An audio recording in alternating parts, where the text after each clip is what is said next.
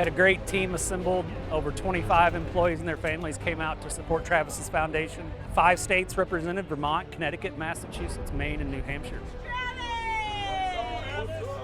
We help veterans that have been through physical injuries due to service and their families understand that life goes on after injury, and we bring them out to Maine for all-inclusive like retreat, and we show them that they can still do things adaptively no matter what their physical injury is. I was in the United States Army for 5 years, and I ended up getting injured and had to end my career there. It's good to give back. I mean, I volunteer for veterans organizations near me, so anytime I can get out and help, it's a good thing. I wanted to be here because my family has always served in the military, but my dad was a Vietnam veteran.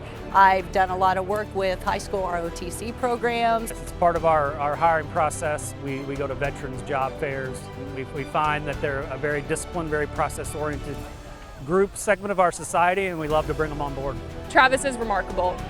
He has so much to speak for in terms of growing your commitment to yourself and others around you, and that's a lot of what we stand for at Casella. Casella is awesome, and then they got involved with us. I mean, they've been showing up for us. They made all these cool cornhole boards for us. They came out and volunteered, and now they got a team here at the playing pool. They're all decked out in their lime green vests. You can't miss them. Woo!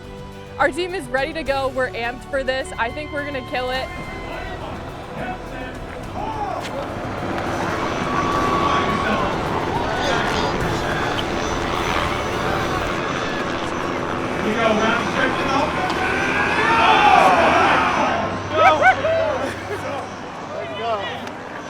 For me, our vets are our lifeblood. Those are the guys that put it all on the line. That's our bull right there. Let's go.